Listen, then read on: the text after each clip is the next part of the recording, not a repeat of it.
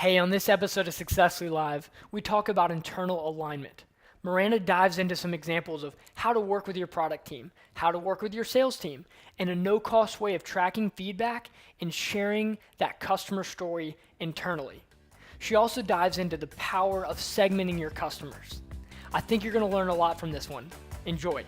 I view customer success and support, and actually all of customer operations, as the holders of secrets.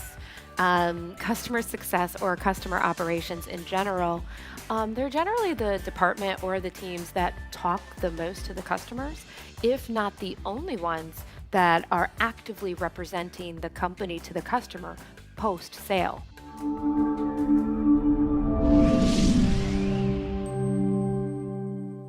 Hey, welcome to another episode of Successfully Live, where we go and meet with customer success leaders of small, fast-growing companies based in Silicon Valley.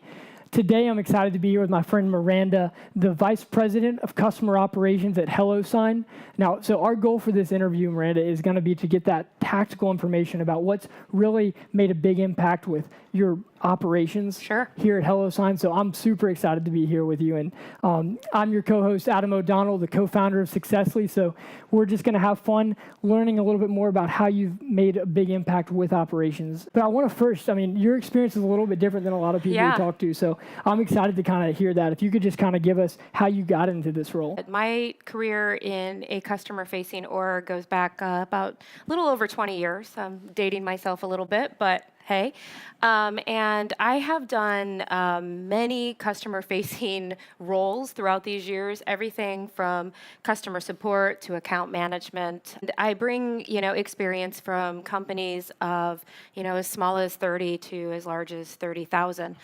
So what I do is I take those experiences and marry them all together to, bring the best possible experience for the business, the customers, and our teams when we're here at HelloSign. That's really neat. You've covered a lot, and it's cool, but it's all been rooted in customer success. Maybe the names changed over time. So one of the things that I can say over the last 20 years is customer success is new. Newer. It's been around. There's some discussion about exactly how long, but probably about 7 to 10 years, I think, is the number I'm hearing. And it's fundamentally rooted in the growth of the SaaS industry and the reoccurring revenue model.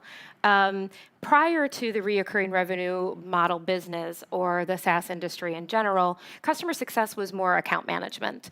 And I, was a account management or a support rep, whatever you want to call it, in the automotive industry for many years. So I've watched this evolution from account management to now customer success management, and it's been pretty cool. Great. So just if we could just fast forward to where we are now, and could you just kind of describe your role? Yeah, sure. So here at HelloSign, I'm the Vice President of Customer Operations, and I'm over, I would say, 3 or 4 key areas here at HelloSign. First and foremost is our support organization, which supports our HelloSign product, and that's our end user product. And then second is API support engineering, which heavily focuses on our API product and our new product that we just launched, which is HelloWorks. Also customer success, and we have under our umbrella learning and development, but that's really heavily product focused. And just a little bit for those that don't know what HelloSign is or has never heard of us before, we are a software platform that includes e-signature, digital workflows, and electronic fax. So we also have HelloFax if you've ever heard of HelloFax. It's part of a HelloSign suite. HelloWorks is our newest product that we just released last week, and we're already receiving a lot of recognition for that. But what HelloWorks does, in a nutshell, is it takes complicated PDFs and turns them into highly converting digital or intelligent workflows. So if you think about a PDF and how cumbersome and challenging it is to work with, what we've done is taken the cumbersomeness out of it, and you can integrate it directly into your workflows. That's really cool because it's just neat to see y'all's growth as well. Yeah, And since you thank got you. started back in Y Combinator, I mean it's a neat story. So Absolutely. I'm glad to hear that. And thanks for sharing that. And Yeah. so I mean, with your role, I'm super excited to talk about just the process piece because we've talked to a lot of people on this show who are in charge of primarily just customer success, but for you, having that process background Yeah. is going to be cool. So, and we know how integral that is into having a great program. So, I mean, could you tell me what's the kind of the most important part of having a great customer success operations that you found? With any kind of operations, and definitely customer success operations, it's making sure that you're providing the best experience to the customer consistently across the board. And in order to do that, there are a few things that need to happen. Just documenting what you do and keeping that documentation up to date, to doing what you promise and making sure that your product delivers the value that you've intended or set out for it to deliver. And I mean, if we really want to get into the core soup and nuts of operations and how operations function, or how I personally do my planning or design my operations, we here at HelloSign use what we call an OKR process, which is objective key results. I'm sure many people have heard that. But within objective key results, we also have our own subgroups and we do our sub-planning. Personally, me, when I'm doing any type of planning or putting any goals in place, I like to look at what I call my business team customer pie. And anybody that works with me or that I've mentored has probably heard me say business team customer pie again and again. And what I mean by that is whenever I'm putting in a new process, a new procedure, a new operational platform, I take a look at how it's going to impact the business, how it's going to impact the team, and how it's going to impact the customer.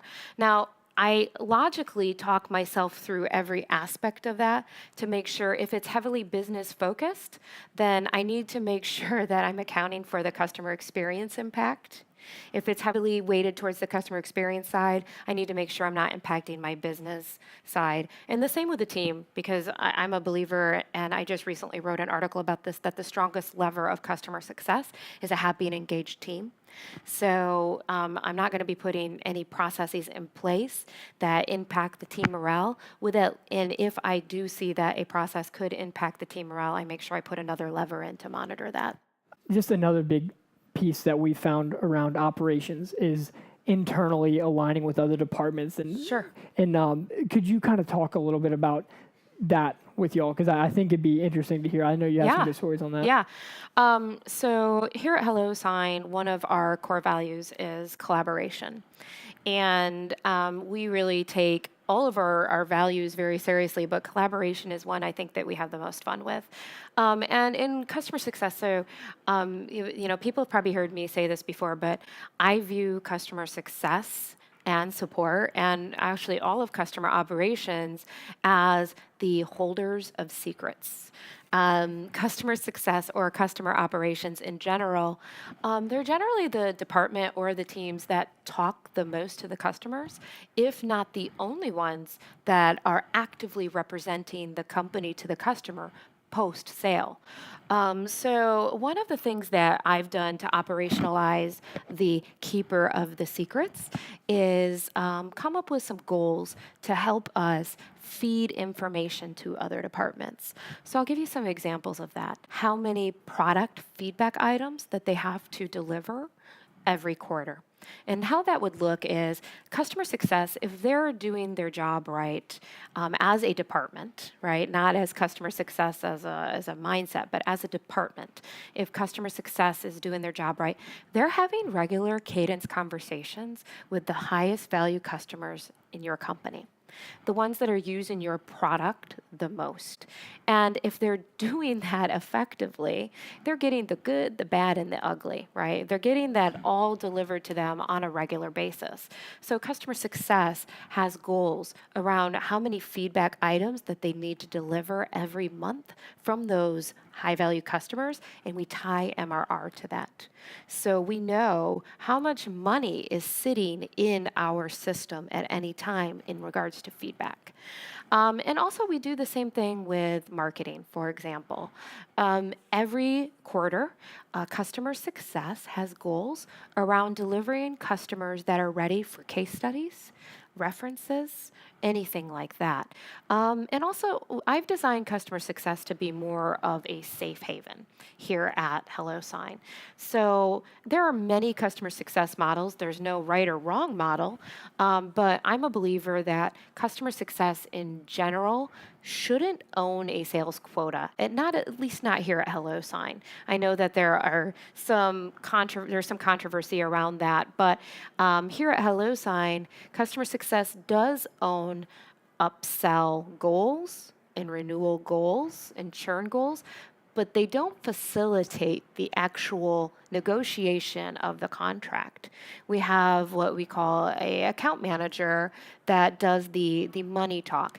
That way it keeps customer success as that safe haven. And when you call your customer, they're not like, oh, Johnny's trying to sell me something again. They know that you're calling to add value, that there is some tidbit that you're reaching out to them about that is going to help make your product even better in their eyes. On a support side, they partner really closely with the support team and making sure that customers' resolutions are driven through, especially on those high value customers, making sure that they're getting, the right focus. If support is seeing a lot of tickets come through, making sure that they're also partnering with support. That is neat. I mean, there's a lot of things you just kind of gave us there, and the one thing that I wanted to dive back on is just the way that you tie feedback and MRR. Yes. So you said it's like you're literally putting numbers to things that we haven't yet done. Is that what you're saying? Yes. Actually, yes. So tying MRR directly to the feedback items shows you where your feedback is coming from in regards to usage. So if you segment out customers into enterprise, mid-market, and small business, and then you're getting feedback from small business, mid-market, and enterprise, but you're not tying revenue to those feedback items, how do you know how to prioritize these feedback items, right? And if you tie the revenue to them, it makes it very clear when you have trends around enterprise customers need this, or mid-market customers need more of that. And also, our sales team does something similar to where they tie deal breakers to revenue items. So if they're getting feedback from customers during the sales cycle that they can't use us because of this, they tie it to a dollar amount as well. That's really neat. I mean, that feedback piece is something we've heard from a lot of different people, and it's just like, how do you get it so it's constantly improving? Do you have a process around taking in that feedback Yeah. and then bringing that back? Yeah, so currently what we do is we put it into AHA. So I don't know if you've heard of the system AHA. Yes. But we capture that in AHA. And there are meetings that are had with the product engineering teams to make sure that we prioritize the feedback accordingly. I mean, that's huge. And because it's like, I know you think of product and you're like, well, we're getting all this feedback. We got to be able to feed it back to them in some way, because we're getting hit with it and I don't want to ignore it. But yet it's not our job to move the product. I think if we think about it at a very just theoretical position, customer success really has the responsibility to inform product of what the customers really want. And that's really what it comes down to if you get down to the meat and potatoes of it. It's customer success's responsibility is to help bring the entire company along on the journey of success for the customer. And how do they do that? By feeding them information and data about what the current users are doing, what's working, what's not working, what features are they loving, what features do they find cumbersome, what features are they missing. It's things like that. Oh, that's neat. Is there so I mean, say I'm a small customer success leader, Yes. and I'm trying to figure out how I can just align the other departments a little bit better. Yeah. Like, is there one piece of thing that I can try to start doing? Maybe a framework, maybe Excel, maybe getting a platform. I'm just curious. I think a great starting point, if you're a small customer success leader with no budget, when you are talking to your customers, just simply open up a Google Doc and start keeping track of the items that you are hearing and put down their MRR. And, start putting together a story that you can take and trends that you are seeing. So if you have a bunch of one-off feedback items that are across your entire portfolio, it's going to be a little bit harder, but eventually trends will start to emerge and you'll have a story that just kind of unfolds and tells itself. That is neat. How should I take that information? So I've got it matched with kind of MRR. Am I doing like weekly meetings, monthly meetings, and am I taking it to product? It depends on the size and cadence that your company wishes to.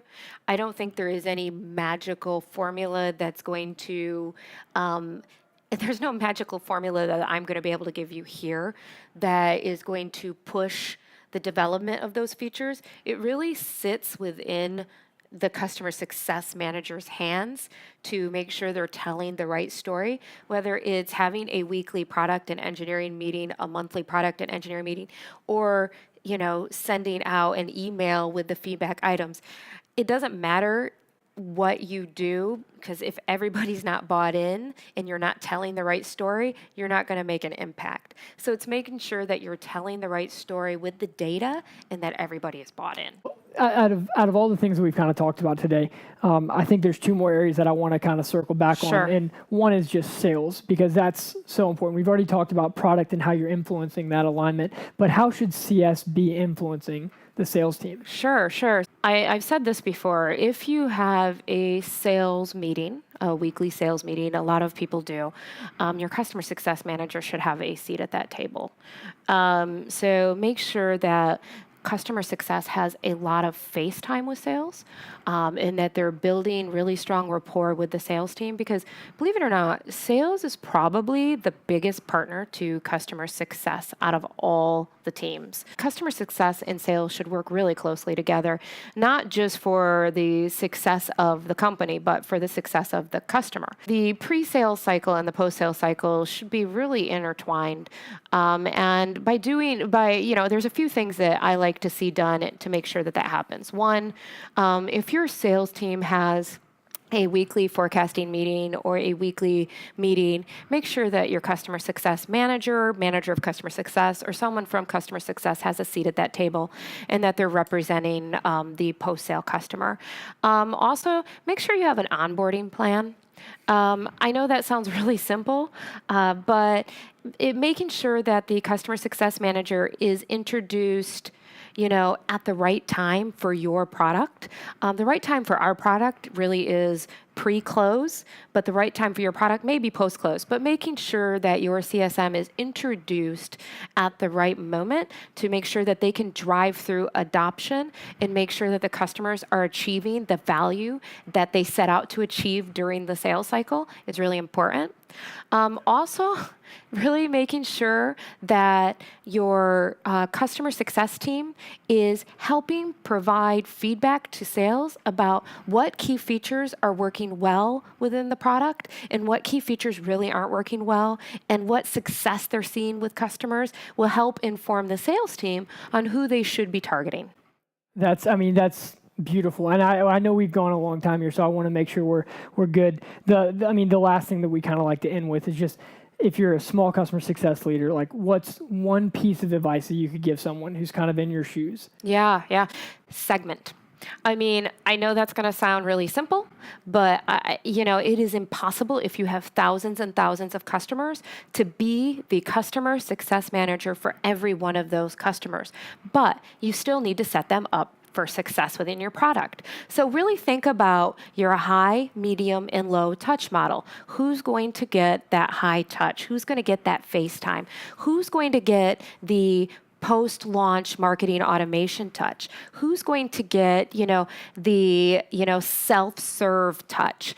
Really think that through and be deliberate. Make sure everybody in the company understands where that line is drawn and how the experience is going to be for each segment, and make sure everybody agrees that you have it segmented right. But really, you can never start looking at your segmentation early enough, because you cannot scale and be everything to everyone. It's impossible. And I know that's a huge problem. It's Yeah. got to be a huge challenge with y'all with so many different customers. Absolutely. At HelloSign. The question we like to end with is just, where do you go to learn? because Yeah. any resources you could give the community would be huge. Sure. Meetups. I love meetups. Yep. There are a lot of customer success meetups here in Silicon Valley. I know that they are starting to emerge at other places around the United States. So go to meetup.com and look for customer success meetups. Also, Success Hackers has an amazing community. I'm always pitching their community. Love those guys. And there are a lot of great books out there. Guy Nurpaz has Farm, Don't Hunt. And then, of course, there's the Customer Success book that is by Lincoln Murphy, Nick Maida, Dan Steinman. That's a great Bible. 16 Ventures is another website that is a Lincoln Murphy website. I can't preach that one enough. Great resources, all of them. And I would be remiss if I did not mention Get Amity's blog, because I'm an avid writer in that blog. I publish once a month there. So I think they do an amazing job sending out daily content that is really relevant and has a lot of tactical advice. Thank you so much. All those things you said we're part of and we follow, especially Success Hackers community. That's amazing resource. So thank you so much, and looking forward to seeing your blogs on Amity. But this has been a lot of fun. Yeah, thank you so much for coming in. Another great episode of Successfully Live. Have a good day.